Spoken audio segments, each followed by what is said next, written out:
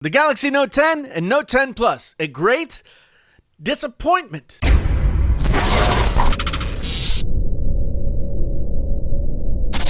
Hey there, friends on YouTube. My name is Jason. This is Painfully Honest Tech.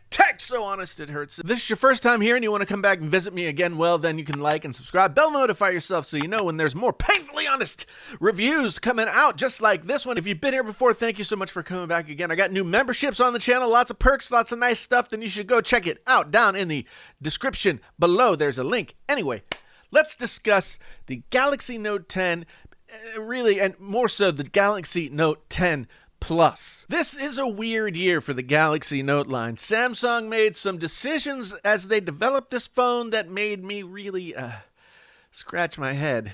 And not because I have bugs, but because it was a head-scratching move or two that they made. Yes, the biggest change was removing the headphone jack, something that I wouldn't have anticipated if you asked me a year ago, but they also decided to dilute the Note line by releasing a smaller, not really so much cheaper version of the phone and call that the Note 10, while the larger, more feature-rich phone is called the Note 10 Plus. Really, that should probably be Note 10 Lite, Note 10, but you know, it has a price tag, however, that Note 10 Plus, to fit the name. It is a plus-size price tag. In this video, I'm going to talk mostly about the Note 10 Plus because that's what I have, if you'll see here. And I don't really feel like talking about the Note 10 because there's not really anything very interesting about that at all. So, as more and more info came out about the phone leading up to launch day, I was less and less excited and more, how shall we say, trepidatious. Never did I think that Sammy would mess with the Note line and run the risk of making it somewhat of a redundant device in their line to the S line. But with these aforementioned changes and some other stuff going on, it was looking more and more possible. Fast forward to launch day, and as I finally got my hands on the phone, the underwhelmment really didn't subside. The phone looked crazy beautiful, as it always does. It's a beautiful phone, yes. I much prefer the look of the squared-off Note phones like this as opposed to the more rounded S line. And the Aura Glow color that I don't have because I didn't want to be like everybody else is really kind of cool regardless. But aside from the S Pen and a few other gimmicks that no one will ever use, what was different about the Note 10 Plus to make it worth paying the extra money over one of the S10 phones from this year or even last year's Note 9? Turns out there's a lot of features and elements that make this phone, like any other Note phone, special. Whether or not that makes it worth the asking price, we'll talk about that toward the end of the review. The first thing that most people talk about when they talk about the Note 10 Plus is this screen. This screen is every year with every new phone, Samsung somehow gets the screen better. I don't know how they do it, but Samsung is the undisputed heavyweight champion of the smartphone screen. And the Note 10 Plus is another in a long line of how could they possibly make it better, and yet they do. The screen looks more like the images are actually sort of like painted or printed on the screen as opposed to like any kind of screen. Watching video is still shocking to me. Like every time I open up something like YouTube or Netflix or whatever, I'm like, it's very, very impressive. Even after having the phone for 2 weeks, I still am like, whenever it happens. It's a treat every time I pick up this phone, this screen. And of course, there are a few downsides to the screen, mostly minor, but definitely annoying. The edges of the screen drop off the sides in this infinity display that they have. And the actual sides of the phone are almost so small that it's impossible to not have false touches while handling this phone. I picked up Samsung's silicone case for the phone, and that solved the problem for me, but you shouldn't have to buy something extra when you pay $1,000 plus $100 for a smartphone. For that price, the device should function correctly with no additional purchases. No matter how great the Infinity Edge looks on the phone, the false touches are so prevalent that it borders on being a design flaw. One that Samsung could honestly avoid if they wanted to be more practical with the design, but they like to do this sexy stuff. And of course, everybody is going to want to talk about the hole. See, I have this wallpaper that's hiding the hole. It's a hidey hole.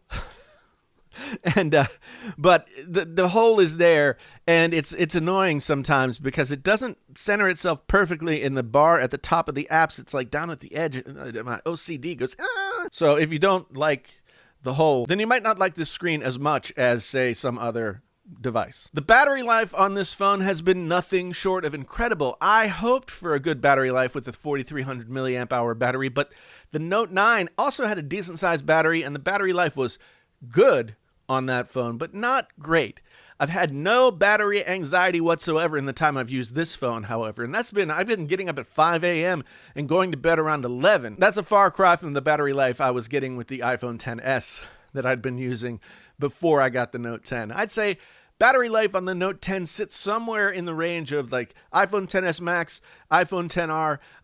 Those phones have great battery life. No matter what you feel about Apple, they both have great battery life. That's crazy battery life. Android phones have gotten better over the past few years at extending battery life, but the Note 10 Plus is setting a new high water mark. Of course, you can't really talk about Note phones without talking about the added features they all bring to the table, and the Note 10 Plus is no different. Yes, there are some features that are pure gimmicks that very few people will ever use after trying them out once, like AR Doodle.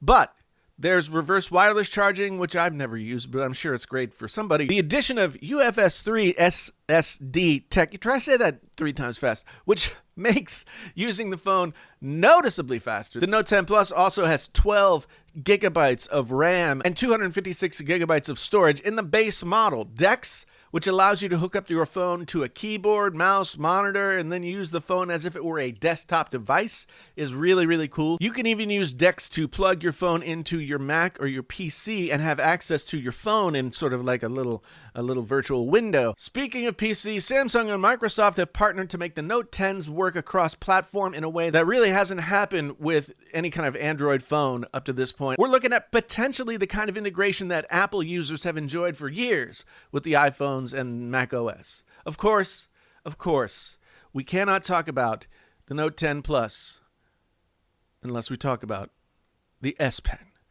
the killer app for a series of phones that would still be killer without it, but with it, the Note is something unlike anything else.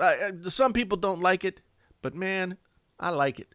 I like it. Whether you're writing these screen-off memos, or Samsung has actually made it easier to turn handwriting into text with the Note 10 than it ever has been before. It was always kind of a mixed bag, and it never really worked all that well. And you can also move your notes to other note applications. It's great. This is what I've wanted from the S Pen for so long. The S Pen adds a ton of functionality to the interface in addition to just handwriting.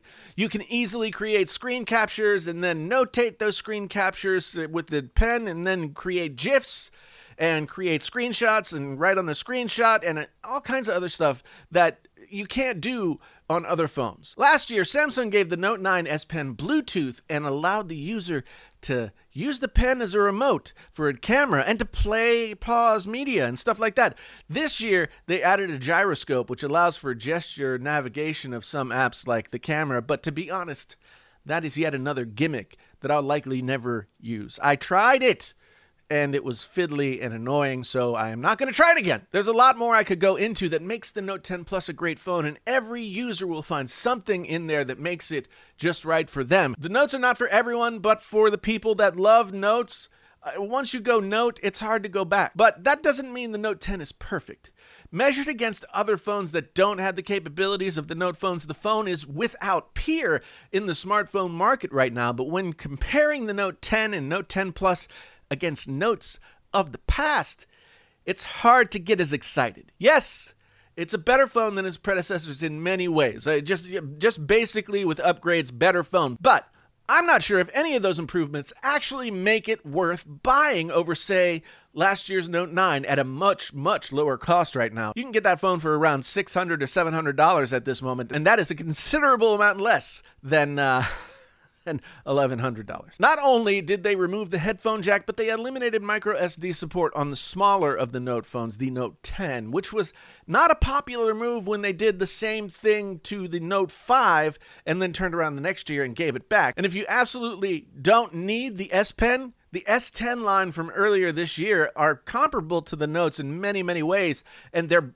this year's phones. They're just as good as this phone. It has the same processor as this phone. Now that they've been out for a while and the prices have been cut, then it's really, you got to ask yourself about spending $1,100 when you can get one of those for $600. Couple that with the removal of the headphone jack, and for some users, the other phones in Sammy's lineup will be more practical buys than this year's Notes. The S10 line has a headphone jack for that. And the Note 9 has a headphone jack. That puts the Note 10 and the Note 10 Plus in a weird spot, especially when compared to its predecessors. You've always gotten a lot for your money with the Note line, and Samsung's approach has always been to make the Note its showcase phone, not only for what they could do at the moment, but where Samsung was going with their phones in the future. While compared against a lot of other Android phones out there, the Note 10 is a beast with a beastly price to match, but compared to the line of Notes that have come before, the Note 10 and Note 10 Plus seem to mark the first major step backwards for the Note series. Yes, the magic of the Note is still there. I've grown to enjoy using this phone more and more over the week or so that I've used it, but I still can't shake the feeling that, coming off the Note 9 last year, coming off the S10, this could have been more.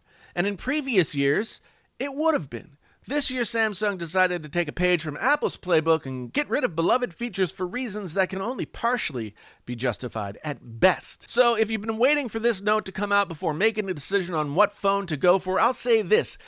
It's a great phone, but it's also a disappointment. And if you get one, you'll likely be satisfied, but the cost, plus the compromises, make it hard for me to recommend this Note without reservation the way I've recommended every Note since the Note 7, even though you had to return that eventually. As much as I like this phone, I'm not sure I'm going to be keeping it, and that's a first as well. I always hang on to the Note for a while, even after I have to move on to other phones in the review cycle. This year, I feel more conflicted. Thanks so much for being here. If this was your first time and you want to come on back again, like I said, like, subscribe, bell notify, and if you've been here before, thank you so much, and do think about that join button down there. Maybe it'll be something there's cool stuff. Just think about it. Anyway, commercial over. To recap, my name is Jason. This is Painfully Honest Tech. Tech so honest it hurts. Until the next time, I'm out.